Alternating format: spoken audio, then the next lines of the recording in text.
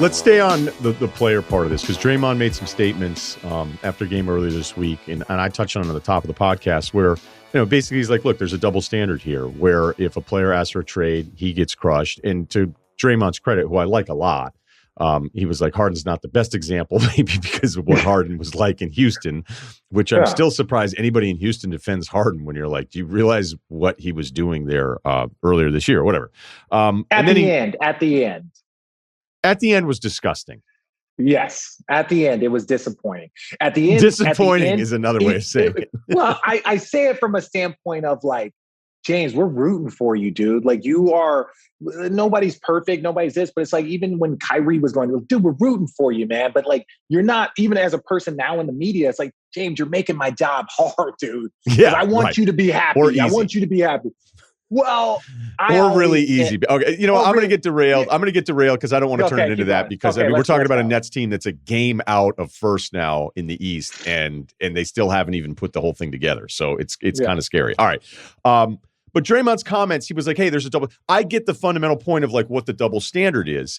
But my question would be, is there a better way to do it? I'm all ears. If there's a better way to do this, the handling of players as people kind of are asking tougher questions, wanting more respect, maybe wanting more control over their own lives. I mean, you as basketball players, it's weird because you are the person, you are the skill, but you still kind of have to work for a corporation. And that's different, because anybody else that would be as special as you guys can kind of call their own shots more so than somebody signed to a team contract is. So I also thought the examples of like Blake and Drummond didn't make a ton of sense, where he lost me a little bit. But I want to go bigger picture on you as a player and seeing more and more players asking for this respect in a different treatment. And I'm not pushing back. I'm just wondering how realistic it is. Well, it's first of all, great question.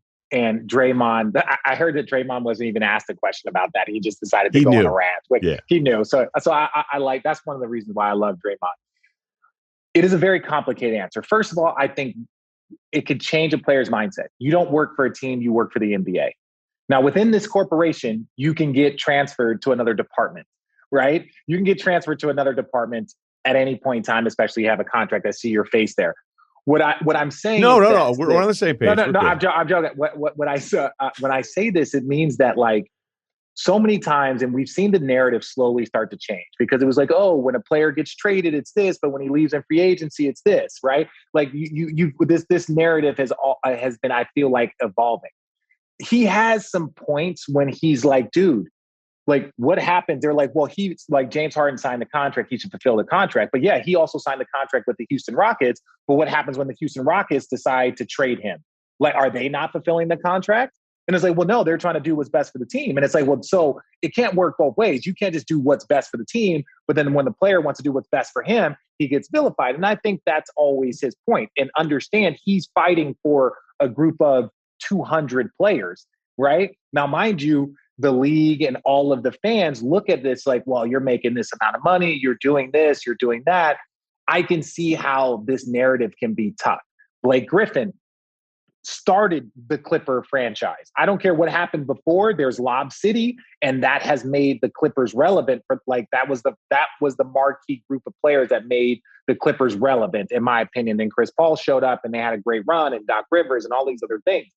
And then he signs this contract, and then 1 year into this contract, a 5-year contract, they ship him off to Detroit, right? And you're just like, and there was this big drama, and this is like, yo, now he has to go to Detroit. Now he has to go someplace else. And like, well, he's getting paid a ton of money. And it's like, yes, but like, let's take the money aspect, at least not take it away, but let's put it to the side and say, how would you feel if you were an individual, right? That had committed and had grown a franchise. And I'm not saying that trades don't happen, but you just still have to listen to people and say that, like, if I request a trade because this situation is dog shit, even look at like what's going on with Deshaun Watson, right? Like in football, and this happens in other sports. And then it's like Jared Goff.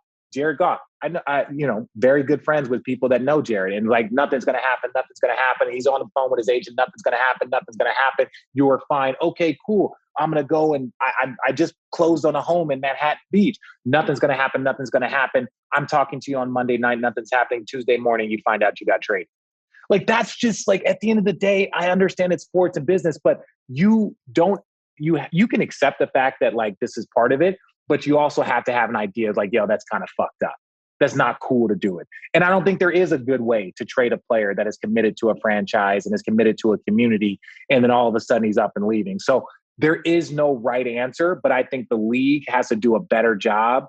You know, you got Woj, you got these people that are breaking stuff. They talked about Harrison Barnes. The announcers are saying on television that Harrison Barnes has been traded. Harrison Barnes is sitting on a bench not knowing that on TV they're talking about he's been traded. That's not fucking good business. That's not good. That's just not, it's not good for people's mentals. And I don't think it's good for relationships. And I know it's a part of the business, but it doesn't mean that it's a good part of the business. But how unique is it to the NBA? I mean, it all plays out publicly, but the same shit happens in broadcasting. The same stuff happens on some real estate deal where you think you're close, you think you're close. So I'm not saying any of it's cool. I'm not excusing any of it. I'm simply asking, does there exist a better way to do it? Like, what are you supposed to do with Harrison Barnes? Are you supposed to, if you're the GM and the other GM's about to say yes, and there's all these moving parts, are you supposed to say, hey, let's wait until the game is over? I mean, there's trades I hear about that are agreed to in principle. And like, I still think that the Simmons-Harden trade happened. And there's a real belief that optics got in the way of that deal happening as soon as Daryl got the job in Philadelphia.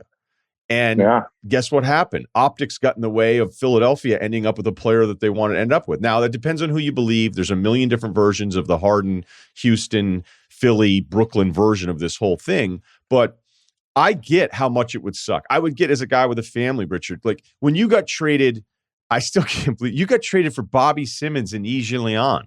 How the hell did that happen? Honestly, Lawrence Frank and I at the time, we just really didn't get along. Not from like we had a toxic relationship. Like, I see him today. I wished him congratulations. He won, GM of the year. But, I had been a rookie and I'd been with that franchise. And I think when Jason Kidd got traded, and then I think they just wanted to get the old guard out of there. Guys that had been any sort of, it's kind of like Thanos. He's like, I want to get rid of anybody that remembers the old days, right? That remembers that, because they want to start over. That's the idea. And I got told by a kid at my basketball camp that I got traded. That's, kid you not. I'm walking through and maybe it was on TV. Do you have to pretend, by the way? Do you have to pretend like, oh yeah, I knew that? Or like, because it's a kid? I was just the kid was like, my dad said you just got traded to Milwaukee. And I was like, what? And I like, again, it's part of the business. But then I look at my phone, and in my phone, Rod Thorne's starting to call. And he was like, hey, Rich. And you just like, that's part of it. And it's like, look, that's also why, and I like Bobby. Me and Bobby were the same high school class. So I've known Bobby since we were 16, 17. But it's just like, okay, that's what you guys want to do. And lo and behold, the Nets were in the lottery the next 5 years, right? It's like, that's just part of the game. And so. Do you keep in touch with Yee? No, never kept in touch. Actually, never ever spoke a word to him, never talked to him. Like, I get what they were trying to do. Anyways, my point is that when you're a player, you understand that there's a cost of doing business. We are paid handsomely. We are living our dream. But you can't take the emotions out of it. You have to at least acknowledge the emotions that come with some of these trades. One of the reasons why I don't like on ESPN and these different websites, they have like the little trade machine game that you can, the trade machine. It's like, yo, you're talking about fucking human beings here. Right? They're talking about people. And then we'll get on ESPN and be like, hey, look, you could do this person. And look, the money matches. And it's like, somebody's family can be watching that. People's kids can be watching that. Understand that these guys are grown men with kids that could be pulled out of elementary schools and pulled out of high schools. I'm not saying that like we need to change everything, but just understand that there is a human aspect. And sometimes the human aspects either gets lost or it doesn't get respected. And I think that's just not good business. And I don't think that there's a way to avoid it. It's just understand that, like, even with the money, doesn't matter how much money your kids are making. If you got pulled out of your sophomore year of high school because your dad got traded, that sucks. That affects kids. That affects families. That affects a lot of different things. And we just need to be aware of it and try and be more professional when these trades are being handled. I don't know that anybody would disagree with any of that. It would suck to tell your kids. It would suck to be yanking kids out of school all the time. It would be awful to be in trade rumors for 2 straight years. I had Vucevic on this pod, and I asked him about it. He goes, I think I was in a trade every day for like a year plus. There's no way to avoid what that would mean. And I know that the outside of it is, hey, that's what the money's for, and you guys get to live this amazing life. And that's not always fair and it's dismissive, but I feel like we're just going in circles on a discussion that doesn't have a better solution. It just does. Agreed. It'd be great if GMs could give you guys a heads up. But you know what else doesn't happen? It's not always on the GM, because you know damn well that the agent wants to hook it up with the reporter, because I can see on a timeline, be like, all right, the agent just went ahead and down the list of like who he likes the most to who he cares about the least. And then you're seeing tweets like, okay, this guy had it for on and on and on, as I mentioned a little bit earlier on. So I don't know that it's fixable. I understand Draymond's point, but the one specific about Drummond, I doubt Drummond wants to be playing right now anyway. Yeah, and that's what's weird. Like, for instance, like Greg Popovich, when I was in San Antonio for that debacle, when I got traded to Golden State. So we just finished practice, and it was right around the trade deadline, and Greg Popovich calls me. He's like, hey, we have a trade with Golden State. Milwaukee is a 3-way trade. You're going to be going to Golden State. He goes, we're waiting to find out if it goes through. He goes, if it doesn't go through, I'll see you, because we were flying someplace. He's like, I'll see you on the plane in an hour.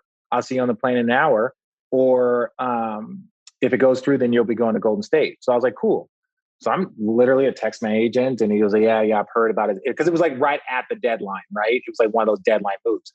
So 20 minutes later, he was like, hey, Richard, you've been traded to Golden State. I just want to say thank you, man. You've been a great, love your energy, blah, blah, blah, whatever, moved on. But it was like, there was also a moment where, like, if the trade didn't go through or got blown up, this man had just called me and told me they were trying to trade me. And, I could be on a plane playing for San Antonio 15 minutes, the next day. So it was like, it's almost telling your girlfriend, like, hey, we might break up. I'm waiting to see if this other girl's willing to go on a date with me.